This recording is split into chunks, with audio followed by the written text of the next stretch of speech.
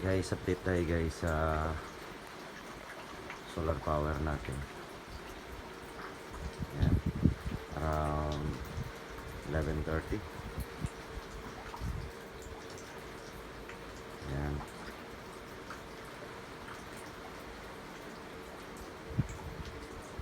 So, tingnan natin. Gumagamit po kami ng ano to, rice cooker, rep, electric fan,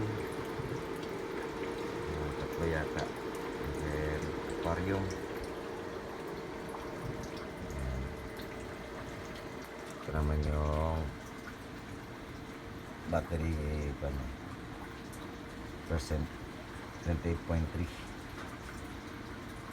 Yan. Halos hindi na bawasan guys. Tsaka yung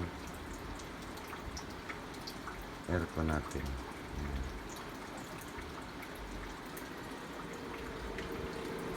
Yung controller natin habang kumukuha ng power, nag-charge din siya. O yung indicator ng battery to full charge. So bali yung kinukuha lang ng ano yung gamit sa loob ng bahay, yung galing lang sa araw.